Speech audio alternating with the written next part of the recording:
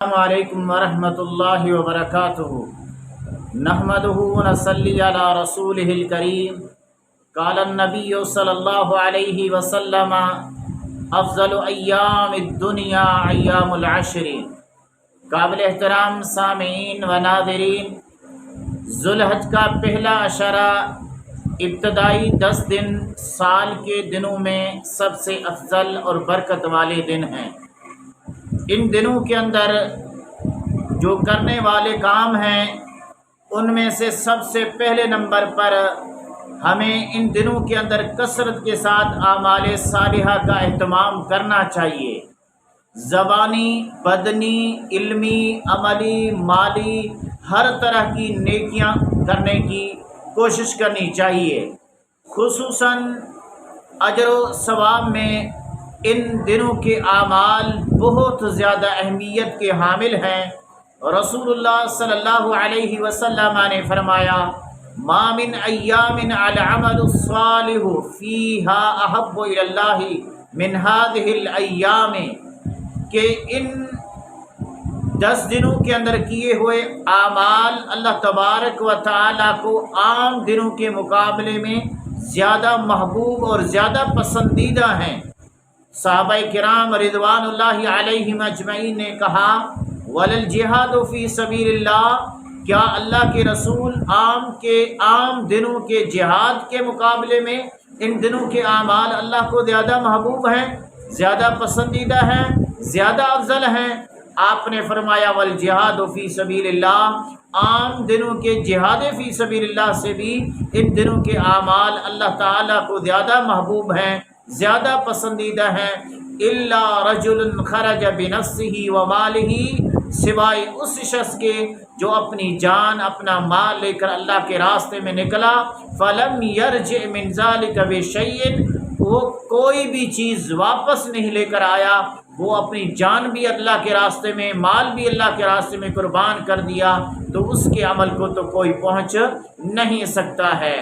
تو اس حدیث سے یہ معلوم ہوتا ہے کہ ہمیں ان دنوں کے اندر اللہ تعالیٰ کی خوب عبادت و بندگی کرنی چاہیے اور اعمال صالحہ کا بہت زیادہ اہتمام کرنا چاہیے، کیونکہ ان دنوں کے اعمال اللہ تعالیٰ کو سب سے زیادہ محبوب و پسندیدہ ہیں۔ دوسرا کام کہ ان دنوں کے اندر ہمیں روزوں کا اہتمام کرنا چاہیے، اور خصوصاً 9 ذی الحج کا یوم عرفہ کا روزہ۔ رسول اللہ صلی اللہ علیہ وسلم خود بھی اس روزے کا اہتمام فرمایا کرتے تھے، جس طرح حدیث کے اندر آتا ہے کہ کان رسول اللہ صلی اللہ علیہ وسلم یصوم 9 ذی الحجہ، کہ اللہ کے رسول صلی اللہ علیہ وسلم 9 ذی الحج کا روزہ رکھا کرتے تھے، اور 9 ذی الحج کے روزے کی اہمیت و فضیلت اللہ کے رسول نے بیان کی۔ آپ نے فرمایا، عرفہ کے دن کا روزہ احتسب علی اللہ، مجھے اللہ تعالیٰ سے یہ امید ہے کہ اللہ تبارک و تعالیٰ اس ایک روزے کی وجہ سے،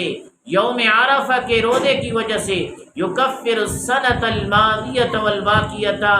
گزشتہ اور اگلے سال یعنی 2 سالوں کے اللہ تبارک و تعالیٰ گناہ معاف کر دے گا۔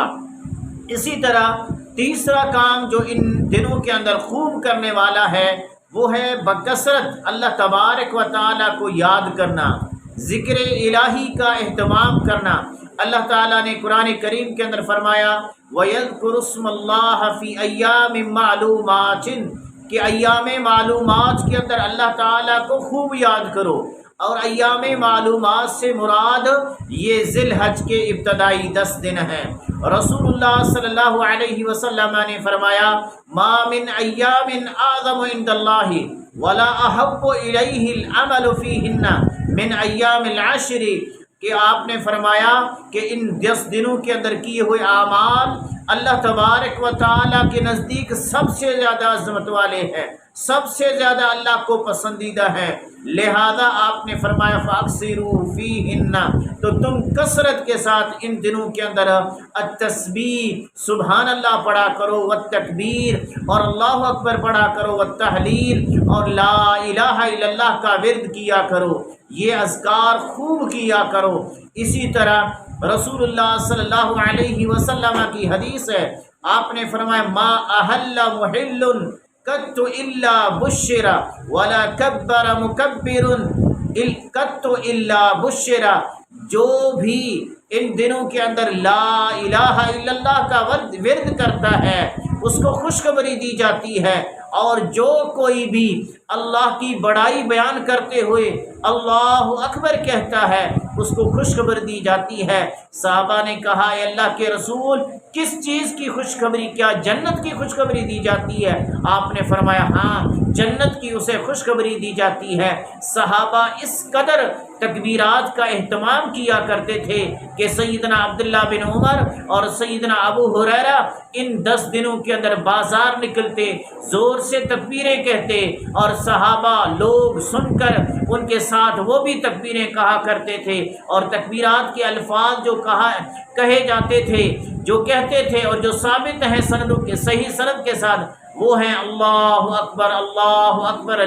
الہ الا اللہ واللہ اکبر وللہ الحمد۔ یہ تکبیرات کہے جا سکتے ہیں۔ اسی طرح یہ تکبیرات ذی الحج کا چاند دیکھ کر شروع کرنی چاہیے، اور 13 ذی الحج کے شام تک، ایام تشریق کے اختتام تک یہ تکبیرات ہم کہہ سکتے ہیں۔ اسی طرح سعید بن جبیر رضی اللہ تعالی عنہ کے بارے میں آتا ہے، فرمایا وہ اذا دخل ایام العشر اجتہد اجتہادا، کہ ذی الحج کے ابتدائی 10 دن جب شروع ہوتے تھے تو وہ خوب محنت کرتے، بہت زیادہ، جتنے اس کے اندر استطاعت و طاقت ہوتی اس قدر اللہ تعالیٰ کی عبادت و بندگی کرتے تھے۔ اور عبادات کے اندر خاص طور پر ہمیں اللہ تعالیٰ سے توبہ کرنی چاہیے، نمازوں کا اہتمام کرنا چاہیے، تلاوت قرآن کریم کرنی چاہیے، ذکر و اذکار کرنے چاہیے، دعاؤں کا اہتمام کرنا چاہیے، صدقہ خیرات کرنی چاہیے، روزے رکھنے چاہیے، اور اسی طرح ان دنوں کے اندر خاص طور پر گناہوں سے اجتناب کرنا چاہیے، کیونکہ یہ ذی الحج کا مہینہ یہ حرمت والا مہینہ ہے، اور حرمت والے مہینوں کے اندر خاص طور پر اللہ تعالیٰ نے ظلم سے روکا ہے۔ اللہ نے فرمایا ان عدت الشہور، بے شک مہینوں کی تعداد اللہ کے ہاں 12 ہے، جب سے اللہ تعالیٰ نے زمین و آسمان کو پیدا کیا، اور ان میں سے 4 حرمت والے مہینے ہیں، اور ان حرمت والے مہینوں کے اندر اللہ نے فرمایا فلا تظلموا فیہن انفسکم، کہ ان حرمت والے مہینوں کے اندر اپنے اوپر ظلم نہ کرو۔ اور اپنے اوپر ظلم کرنا کیا ہے؟ شرک کرنا، گناہ کرنا، گناہوں کا ارتکاب کرنا، دوسروں پر ظلم زیادتی کرنا، قتل و غارت کرنا، یہ سارا ظلم ہے۔ ہمیں خاص طور پر حرمت والے مہینوں کے اندر، اور خاص طور پر ذی الحج کا مہینہ، اور پھر ذی الحج کے یہ ابتدائی جو 10 دن ہیں، ان کی جتنی اہمیت ہے تو ان کی اہمیت و تقدس کا احترام کرتے ہوئے ہمیں کلی طور پر تمام گناہوں سے اجتناب کرنا چاہیے، اور تمام نیکی کے کاموں کو ہمیں کرنا چاہیے۔ اللہ تعالی ہمیں ان دنوں کی قدر کرنے اور ان کی فضیلت کو پانے اور حاصل کرنے کی ہم سب کو توفیق